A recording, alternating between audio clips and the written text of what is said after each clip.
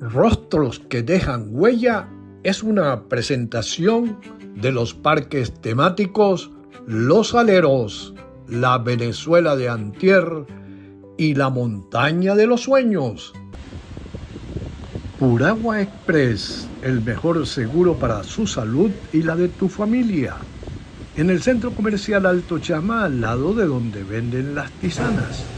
Recuerda, no es beber agua, el secreto es agua purificada.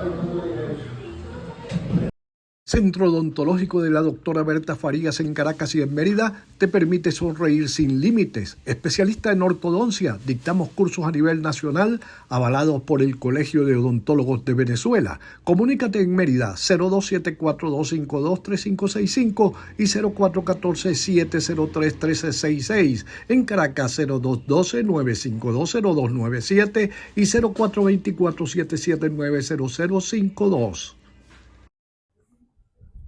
Amigas y amigos, este es un programa especial de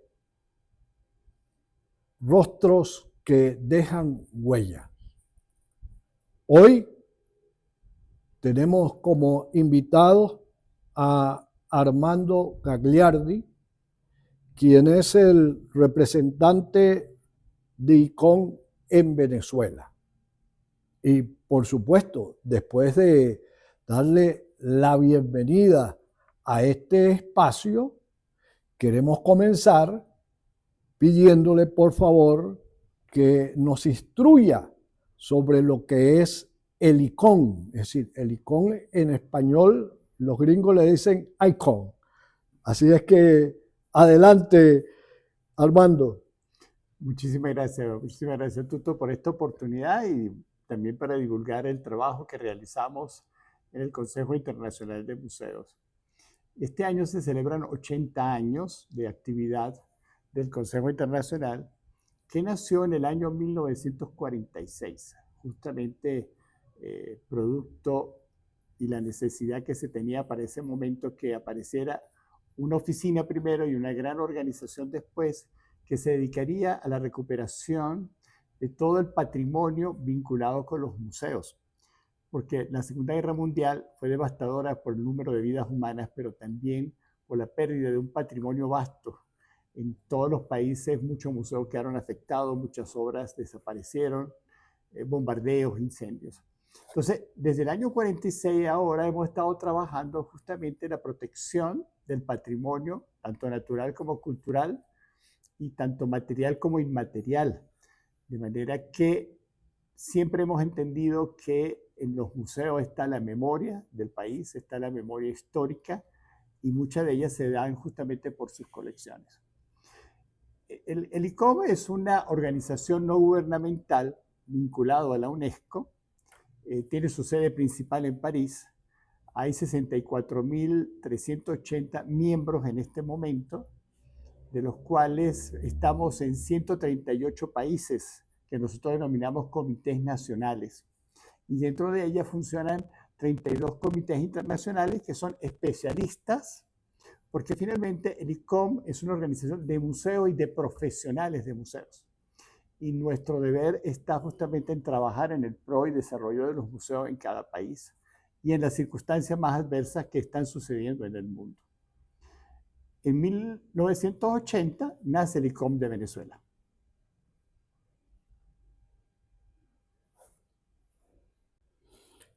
¿Cuál es la situación real de los museos en Venezuela?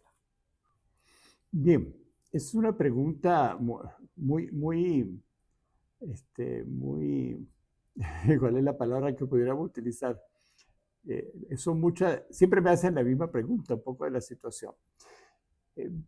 La situación de los museos es un poco la situación de lo que está aconteciendo en el país. Hay una situación crítica por una parte, hay una situación compleja por otra, porque va a depender mucho de los casos. De los museos de Caracas tienen una particularidad, el museo dentro de las diferentes regiones. En este momento hay 315 museos registrados, que de ellas no se incluyen lo que nosotros también consideramos museos, que ahí están los jardines botánicos, los zoológicos, los parques naturales, parques nacionales, las reservas arqueológicas, y de alguna manera ellos también son museos. A Así lo que, mejor pudieran ser más que los otros. y eso más todavía también. Entonces, claro, eso pues ya. En este momento en el ICOM estamos junto con el Sistema Nacional de Museos haciendo la actualización y el levantamiento, porque entre tantos periodos de crisis, pues algunos museos cerraron, otros están en un momento, digamos, particular.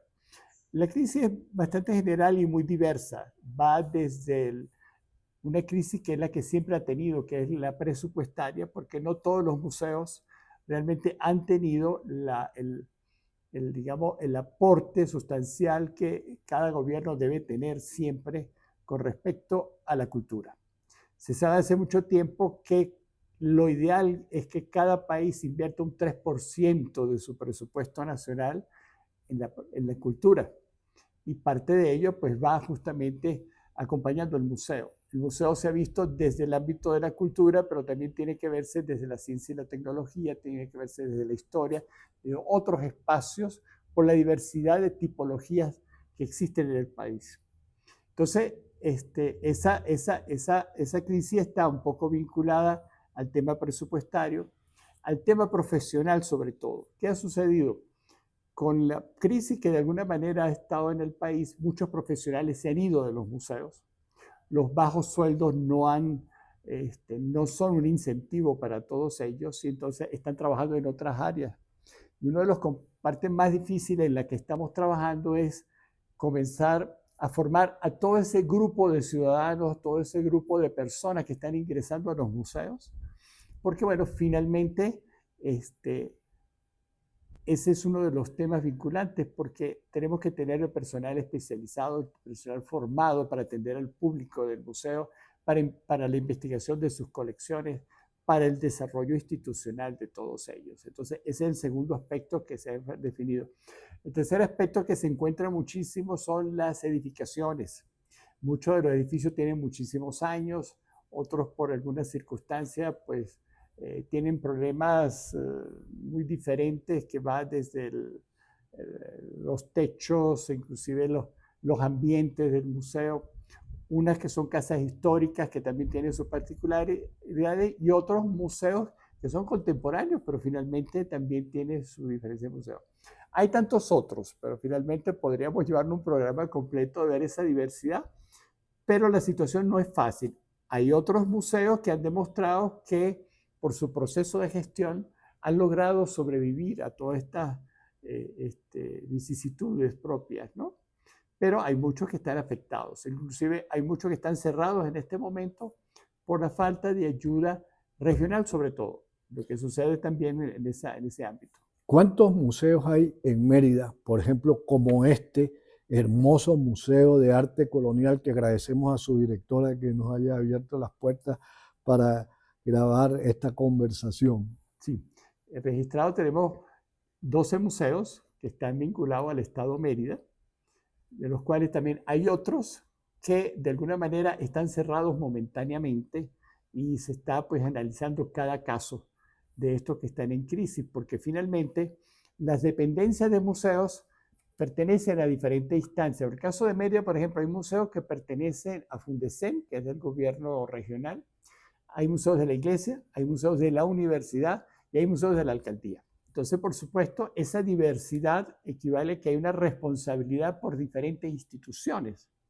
Entonces, de esa diversidad.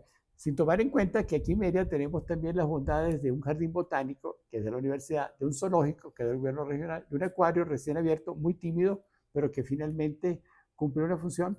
Hay un museo de ciencia y tecnología que es muy importante, el Museo Colonial, el Museo de Arte Moderno también, que son propiamente que están aquí en el centro de la ciudad.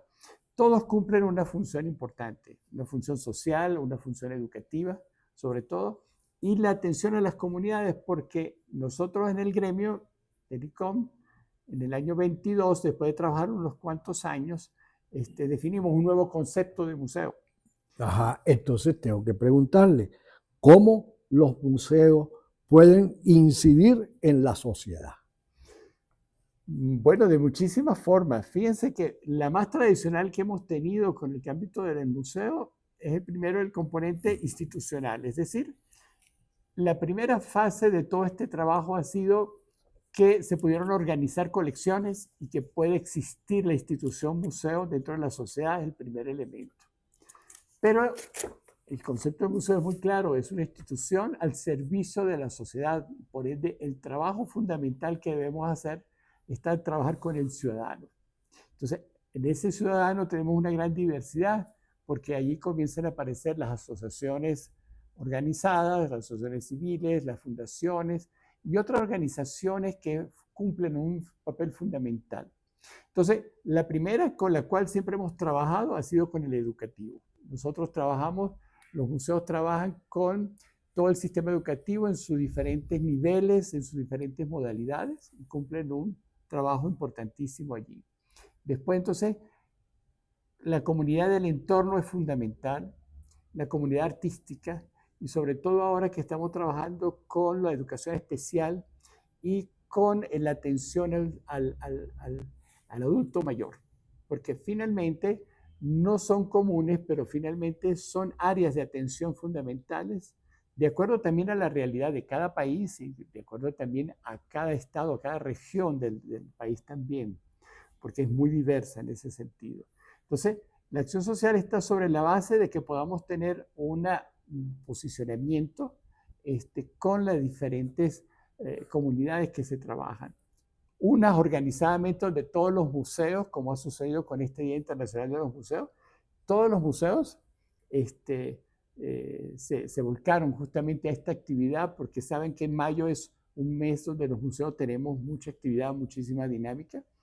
Y nosotros de alguna manera lo que creamos es esa condición de relaciones para que justamente los museos también se comuniquen entre ellos, pueden hacer programaciones comunes y actividades que permitan justamente atender sobre todo la base del ciudadano. Ajá. ¿Y por qué estos museos están casi siempre vacíos? El problema de la... Vaya, tiene buenas preguntas el día de hoy. Mire, el problema del museo vacío parte de la base de la falta de conexión de las instituciones del Estado. Fíjense, yo doy siempre como una misma explicación cuando le pasa a uno. Yo cuando estuve en mi bachillerato, a mí me enseñaron la historia del arte por un libro con las láminas de este tamaño, muy pequeña. Y yo le decía a ellos, pero es que la mejor manera de hacer el estudio de la historia del arte es ir al museo. La mejor manera de estudiar la historia es ir al museo. La historia local, la historia del país o la historia de una ciudad está en los museos. En las bibliotecas y en los archivos también está la memoria histórica del país. Ahora, hay un trabajo fundamental de todos los directores de museos de poder traer al público. No solamente al público, sino a la comunidad también, que muchas veces la comunidad la tiene cerca y no ha entrado nunca a un museo. Y es el trabajo más difícil. Sin embargo, cuando usted ve las noticias en el mundo, se da cuenta en las ciudades europeas que los museos reciben cientos de miles de personas al día. Pero claro, los museos más famosos, pero hay museos más pequeños que reciben 8, 10, 12, 14 personas al día. Pero a pesar de ese número tan pequeño, pues está cumpliendo una función con esas personas que van allí. Y la otra es la articulación con el sistema educativo. Fíjense cuántas escuelas tenemos en el estado Mérida que podrían de alguna manera tener en los museos lo que nosotros denominamos la educación no formal, porque el papel fundamental del museo es la educación no formal.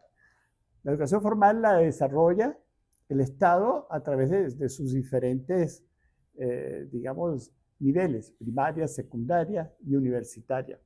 Pero finalmente nosotros acá con la educación no formal hacemos un ajuste al programa formal de la escuela, como el de la universidad, y de allí entonces aprovechamos desde la colección a dar esa enseñanza, porque finalmente el conocimiento es uno de los puntos fundamentales para el museo y es una constancia siempre, pero es verdad, hay museos que reciben muchas y otros que reciben menos. Depende de la gestión de cada uno de sus directores que esa posibilidad crezca. Ok, entonces tengo que preguntarle, ¿qué se debe hacer para que estos museos tengan más presencia?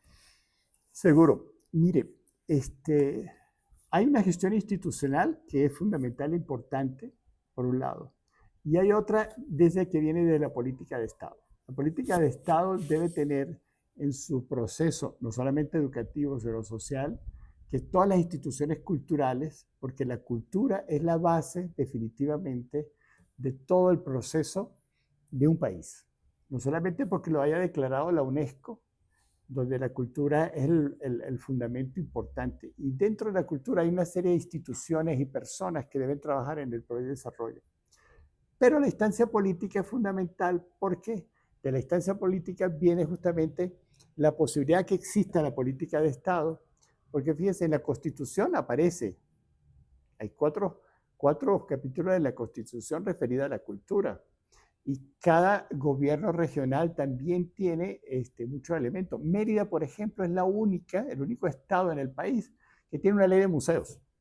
Fíjense, no lo tienen los otros estados. Entonces, esas ventajas deben aprovecharse porque finalmente una ley es para justamente proteger, una ley es para justamente ver la posibilidad que se haga. Entonces, lo que hay que canalizar es la instancia de que la instancia política, social, educativa y cultural se una de una manera fuerte para que se pueda desarrollar ese proceso. No se puede hacer de una manera aislada. Un director puede trabajar y desarrollar muchas cosas con la comunidad, pero finalmente se necesita los consejos comunales que también ayuden a este proceso, las diferentes comunidades, tanto artísticas como sociales, que también hacen vida en cada región.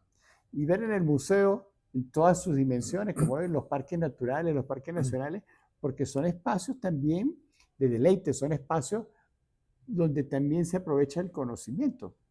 Y las posibilidades, por ejemplo, del caso de Mérida son maravillosas, porque tenemos instituciones de todo tipo.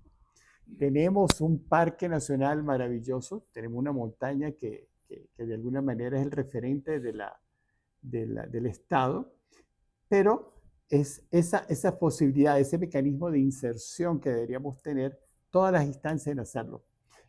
Muchas veces el gobierno regional ayuda, pero el gobierno de la alcaldía pues no ayuda de la misma forma, o al mismo tiempo los ministerios que pudieran ayudar también muchas veces no están contribuyendo, porque han habido de manera particular también otros problemas sociales que de alguna manera son más importantes que la cultural y la educativa. Y tiene que ver un poco con la situación. Y también depende en gran medida de la conciencia, del conocimiento que tenga el titular de determinado cargo público en relación a esta materia, porque por lo menos hemos comprobado que se ha permitido, por decir algo, en el Parque Nacional Sierra Nevada que haya eventos de motocross, por ejemplo. Bueno, eso es un crimen, eso es inaceptable. Es un crimen inaceptable y está sucediendo en todo el país.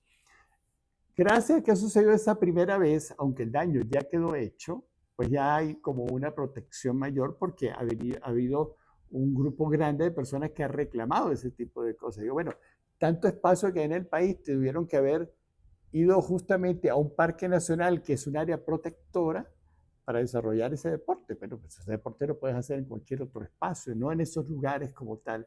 Ellos lo han visto como un atractivo turístico, pero realmente ha sido una tragedia fuerte. Es mejor no seguir con ese tema porque se pone uno bien molesto. Ajá. ¿Por qué es importante que en las ciudades haya museos?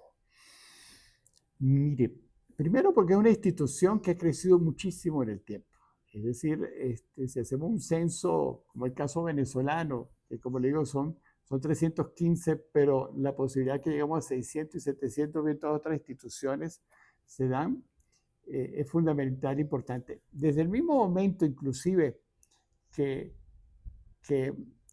vino la Revolución Francesa, en el momento en el cual teníamos la posibilidad de que ya tenemos una apertura política en la cual podíamos tener ciertos derechos que no la teníamos antes, de los primeros elementos que comenzaron a aparecer en el Estado fueron los museos. Y fíjense que muchos palacios que eran de los reyes se intervinieron y se convirtieron en museos. A partir de allí, todo país con el cual uno referencia sabe que visita obligada es el museo, porque es allí donde está la memoria del país. O sea, el turista va al museo porque, bueno, ahí están las obras de arte más importantes, están los documentos más importantes y, por supuesto, parte de la esencia de la identidad del venezolano está en el museo. Entonces, si bien la gente viene por el turismo natural, nosotros tenemos también un gran patrimonio que es importante. Claro, muchas veces en comparación a otros países, por ejemplo, el patrimonio prehispánico venezolano es tímido en relación al patrimonio que dejó el legado de los, tanto en México como en Perú, como en Argentina. Pero finalmente es nuestro patrimonio. Ahí está representado y en los museos es donde los preservamos, los conservamos, lo interpretamos y creamos un proceso educativo para que se entienda que es un fundamento importante de la memoria del país. ¿Qué pasó con el programa de las casas de la diversidad? Casa de la Diversidad es un programa que comenzó a aparecer en cierto momento, no recuerdo, 2000, creo que un producto del 2000, sí, posterior al 2000, porque fue una política de Estado, donde el Centro de la Diversidad, que es una organización que está en Caracas, comenzó a crear las posibilidades de que hubiese un Centro de la Diversidad en cada estado. Entonces, igualmente, en un momento dado, porque teníamos un crecimiento económico, había una posibilidad y una política de Estado era crecer con las instituciones culturales, se crearon los centros de diversidad como se crearon museos también, o proyectos de museos que no se consolidaron. Y el Centro de la Diversidad es uno de los puntos focales. No son museos, pero finalmente eran salas expositivas, salas que mostraban las posibilidades que hubiese en cada una. No tengo la cifra exacta de cuántos hay, cuántos han cerrado por algunas circunstancias. Creo que el tema económico ha sido uno de los referentes fundamentales porque también en los presupuestos de Estado el de Cultura ha sido uno de los que más, digamos, se ha minimizado. Ha sido decir. Víctima del hacha. Ha sido víctima del hacha o del machete, que es la otra que también utilizamos muchas. No sé, Mérida tiene uno, está en Tabay, más no sé el caso de él en este caso.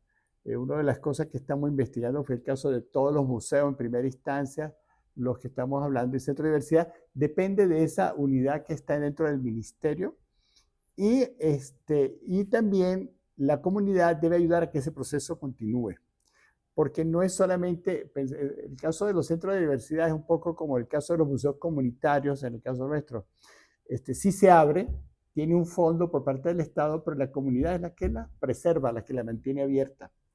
Si la comunidad realmente toma un interés, esas instituciones siguen abiertas. Si la comunidad no aporta, pues finalmente ella misma va cerrando por falta de esencia. En el museo hay tres elementos principales, disculpe que le agregue un poco más. Para que haya un museo debe haber una colección, debe haber un edificio que proteja esa colección. Pero el tercero, que es el visitante, si no existe, la institución tampoco está.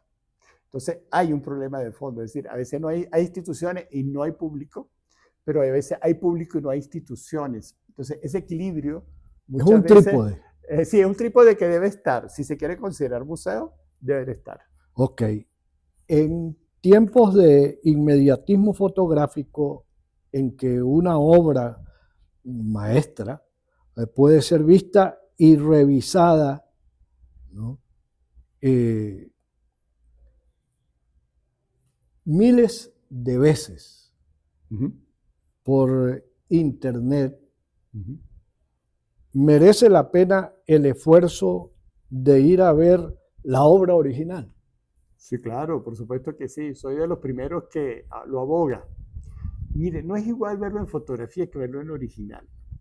Y le digo algo que me pasó a mí. Yo siempre cuando estudiaba en el bachillerato y después en la universidad, porque estudié Historia del Arte, uno de los aspectos que más me llamaba la atención era la Gioconda, por supuesto, porque es un símbolo universal. Pero yo decía, bueno, qué maravilla. Pero cuando fui a verla en verdad y la vi que era de este tamaño, yo decía, pero esa idea de que tuviéramos una obra que yo siempre la sobredimensionaba, resulta que era un pequeño elemento. Y eso es una cosa que es fundamental, porque cuando tú estás frente a la obra no es igual que tú estés viendo la fotografía. Y aunque ahorita una de las cosas más comunes que existe es hacerse el selfie con la obra más importante, eso de alguna manera ha creado una condición difusora del patrimonio en los museos. Eso ha hecho que los museos hayan entrado en esos procesos de este mundo digital que está andando por allí, de las redes sociales. Pero sí, la visita es fundamental. No hay nada como verla en el sitio, acercarse a ella, mirarla en todos sus elementos. Aunque la tecnología ha avanzado tanto que yo puedo ver obras del Vaticano en la pantalla hasta los detalles mínimos por muchos de los proyectos universales que hay con la historia del arte. Pero nada mejor que ir al museo, verlo en vivo y constatarlo. Estamos entrando en una dinámica digital que nos está llevando a estar en una pantalla constante todo el tiempo, a dejar de vivir la esencia de lo real. Claro, pero no es lo mismo como en el caso del deporte, decir yo lo vi a decir yo estuve. Ah, no, claro, diferencia. Eso es fundamental. Ir al partido de fútbol creo que es donde se siente la diferencia. O en el de béisbol también. O el de béisbol también, porque claro, cuando estás en el sitio ves todas las emociones, el sudor, la gente, Se la contagia. dinámica, se contagia. Cuando lo ves en el televisor, lo contagia con los 4 o 5 personas con las cuales estás, ¿no? O y si estás colocas una solo es yo pantalla, con yo. es yo con yo. Ajá. Ahora, ¿cómo enfrenta un museo tradicional, por ejemplo el Museo del Louvre, Sí. la aparición de tantas tecnologías de disfrute del arte basadas precisamente en tecnología, en internet y en todo esto, ¿no? Sí, yo creo que con la tecnología está el pro y el contra, como todas las cosas en el mundo. La tecnología ha permitido que los museos abran sus puertas a la humanidad, sin lugar a dudas. La posibilidad que, por ejemplo, ahora tengamos, podemos tener especialistas del mundo en una conexión vía internet y podamos disfrutarlo de él, que no lo podríamos traer a la ciudad. Es un poco esa dinámica de un poco de lo que hablábamos de lo real con lo virtual. Y justamente los museos han abierto más sus puertas, porque ya no necesito ir al sitio, sino a través de la pantalla puedo ver todos los detalles de lo que me gustaría ver y lo que no puedo alcanzar verlo lo tengo aquí. Entonces, eso realmente ha sido una explosión interesante porque ha permitido que sus museos puedan mostrar la dimensión y todas las posibilidades que hay en esa. Y la IA, que es el elemento clave ahora, pues está ayudando muchísimo. Sin embargo, ha sido un elemento contradictorio porque finalmente la IA está sustituyendo a la inteligencia humana y de alguna manera eso puede afectar el desarrollo del futuro. Y eso pues hay que cuidar de ello también. Y entonces, ¿cómo ve Armando Gagliardi el desarrollo de las artes visuales en Venezuela? ¿Hay incentivos para los jóvenes artistas? El oficio del artista siempre ha sido un oficio complejo, difícil y complicado.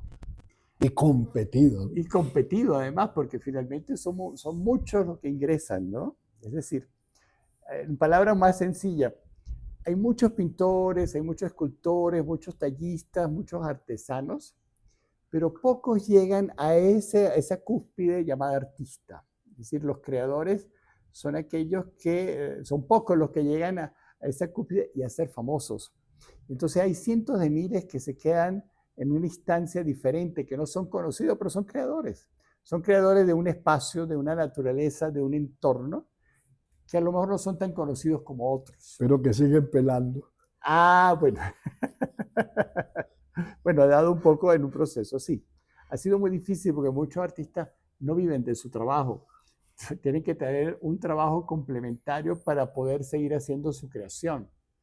Hay muchos países que protegen a los artistas desde el punto de vista, digamos, de lo social y lo económico. y hay otros tantos que, bueno, no le dan el mismo valor. La sociedad venezolana el Estado venezolano ha dado ciertas ayudas al campo artístico, pero no las suficientes para el desarrollo fundamental de un trabajo creador, un trabajo creativo. Y no en balde, en este momento apareció la economía creativa. ¿Eso qué quiere decir? Que de alguna manera se ha visto que dentro de la inserción de la economía, la creación es un punto fundamental en este momento. Claro, no lo es tanto como pudiera ser lo que ya conocemos como el eje del petróleo y otros elementos que mueven a un país. La economía creativa está haciendo los cambios y está creando una conciencia bien interesante. Hay muchos creadores también, pero no todos han llegado a esa cúspide o de tener las posibilidades o la herramienta tecnológica para ir desarrollando su proceso también. Podríamos decir que hoy existe un museo mejor en el mundo o No. todo lo contrario. Todos los museos cumplen una función, es muy difícil decir. Es decir, los museos muchas veces compiten por la cantidad de público que va. Entonces, si nos anotamos como el caso del Louvre, del Prado, del Museo Británico, que son las eminencias de cada país, porque en todos los países de Europa los museos forman parte de la economía. Es decir, los museos ingresan al fisco nacional muchísimo dinero, porque finalmente... ¿Solo una industria? Es toda una industria, son toda una industria. Claro, el mismo comportamiento no está en todos los países. Por supuesto, cada país tiene sus museos y tiene su relación y sus visitantes. Para mí todos son importantes, porque si bien la Galería de Arte Nacional es importante, por ejemplo, porque ahí está todo el arte nacional, desde lo prehispánico hasta nuestros días, aunque la presencia prehispánica sea mínima, porque están en otras colecciones, pero finalmente, si tú quieres tener la historia del arte, tienes un espacio dedicado justamente al artista venezolano, y eso es maravilloso. Pero es tan importante como el Museo de Arte Colonial de Mérida, que tiene aquí pues, un acervo importante de una colección perteneciente a 5 países, que gracias a un coleccionista que en algún momento viajó, lo recopiló y finalmente lo legó al Estado. Y el Estado pues correspondió en abrir un espacio para justamente cuidar. Los museos de arte moderno también cumplen una función. Todos los museos lo cumplen de una manera igualitaria. Sin embargo, cuando vamos al ranking de competencias, va por el número de personas, de visitantes que se tiene. Entonces, claro, es un poco como en el cine, que dice, bueno, el cine también está visto de una manera muy particular. El cine muchas veces lo dan por el número de personas que van al cine o por el número... O por la taquilla. O por la taquilla. Entonces dice, este es famoso porque tiene una taquilla de tantos millones de dólares. Y realmente la película a lo mejor no tiene el contenido que desea cada uno. Entonces es muy variable en ese sentido. Pero ese no debe ser el medidor. El medidor está en la circunstancia. El medidor es cuántas personas del sistema educativo fueron al museo y salieron con algo aprendido de ese proceso. Ese realmente es el indicador, y no el número de personas que vienen. Pero si vienen aquí, que es interesante, aquí te pueden llegar, y quizás a la directora le va a pasar mañana, porque me dijo que va a tener un grupo de niños mañana.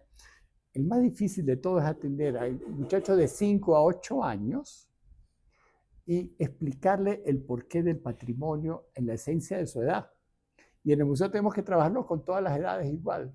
Entonces, cuando viene el adolescente, el discurso cambia. Ahí están las obras, pero el discurso del guía va cambiando de acuerdo, pues justamente a esos niveles. Entonces, para mí el mejor de todo es lograr no la cuantificación, sino lograr ese elemento cualitativo.